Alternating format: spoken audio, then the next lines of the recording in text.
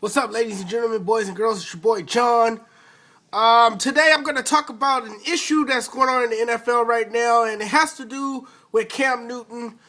As you all know, he's an African American quarterback. You know, he's doing well in the NFL. He's probably, arguably, one of the best quarterbacks in the NFL, and there's no question about it. The way he's played this year, he's had a career-defining year.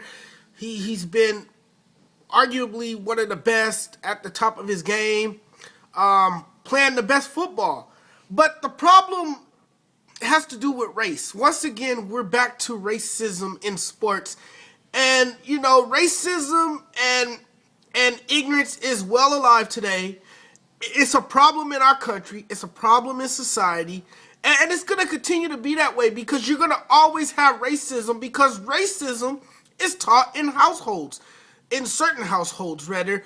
Not everybody's racist. There are good white people. There are good black people. Let me just educate people on that. There are good black people who are not racist, just as well as there are white people who are not racist. But the issue today is that Cam Newton is scrutinized and criticized, and a lot of it does have to do with the fact that he is black. Now, I'm not trying to play the race card, okay? Because, I don't like playing the race card. But sometimes, you know what? As a black man, as an African-American man, I'm forced to play the race card. Okay? I'm sick and tired. I'm sick and tired, and excuse me for yelling and going off, because I am sick and tired of racism. I am sick and tired of the media and people in general scrutinizing our black people and criticizing them because they are a certain way. And a lot of it has to do with the media. But how are we ever going to suppress racism if we don't look at the player based on his talent? Okay, people are bringing up Cam Newton's past. What the hell does that have to do with the fact? What the hell does that have to do with him today? What does that have to do with him today? He's grown up. He's more mature than he's been in the past. But just because America, not all of America, but much of America refuses to understand the hip-hop culture and disrespects the hip-hop culture as it is a problem in our nation. And that's why a lot of white people cannot relate to Cam Newton because of his dab dancing or whatnot. But they never say anything about J.J. Watt, or they never say anything about Rob Gronkowski when he dances in the end zone. But when Cam Newton does it, it's a big deal. It doesn't go unnoticed. People have something to say about it. They criticize him. You know, Cam Newton is right. He is a lightning rod. He is a lightning rod because he is an African-American quarterback. And like he said, that scares people. That scares people. But he comes across as an arrogant person. And I do believe that it's harder today for a black person to be arrogant as opposed to a white person. A white person could get away with a lot more than what a black individual can. And that's the truth. It's just the way it is. I'm sorry if I offend anyone, but that's just the way it is. I don't know why a lot of white folks get angry when black folks try to look at the picture, look at the real picture. They see a different image through a different lens that nobody else sees. A white person would never understand where a black person's coming from because a white person is white. A black person is black. So yes, we take more criticism when we do things or when things are said. Yes, we do. I see that as a young sports writer. I take a lot of criticism. A lot of it has to do with my bombastic, my, outspokenness, my outspoken ways. A lot of it has to do with that. But it also has to do with the fact of my skin color. But we don't understand Rob Gronkowski when he performs weird, silly dances in the end zone. It's okay. Nobody ever says anything.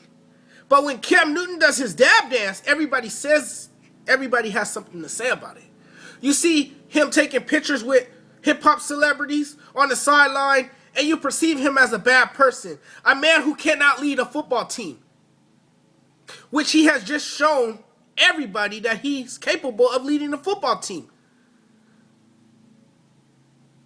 He's proved that all season, the way he's played.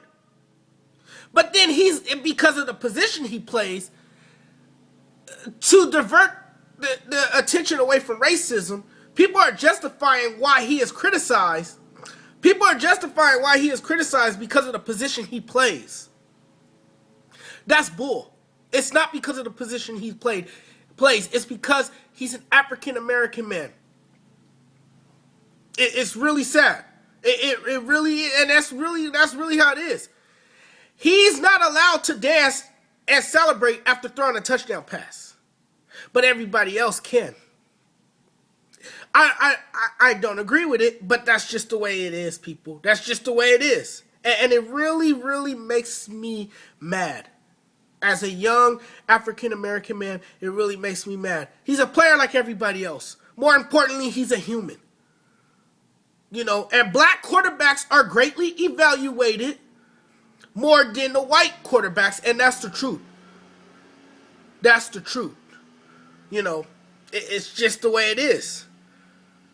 And much of it has to do with the media, the way one perceives a culture before educating themselves about one's background.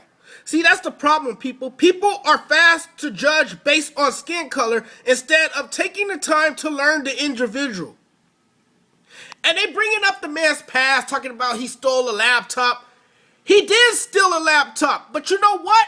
He bought the laptop without knowing that it was actually stolen, people. See, that's where people don't get all the facts. Get the facts straight before you comment and have an opinion about something. Get the facts straight. I was always taught, my mom and dad taught me this, to be much better than the next white man to get a job. That's because in reality, and listen, people, blacks have to deal with bigotry. Whether white people want to accept it or not, they can get angry. I don't care, because it is the truth. I'm not saying that other cultures don't experience racism or prejudice. I'm not saying that at all. But my point is that given the ignorance and racism that is still alive today, it is hard to eradicate the images that follow the African American culture, all because people fail to take the time to learn about our culture and spew nonsense without knowing all the facts. It's not easy being a black man. It's not easy at all. And a lot of it has to do with the fact that there is so much prejudice, there is so much hatred, and there is so much ignorance that people don't actually understand. They're too oblivious to understand. So yes, I think a lot of the criticism and judgment towards Cam Newton has a lot to do with race. And it's never going to stop, unfortunately. It's never going to stop, people. I understand we're in 2016, but we have to realize that's the way it's going to be. That's the way it is. I'll see you guys in my next video. I am out.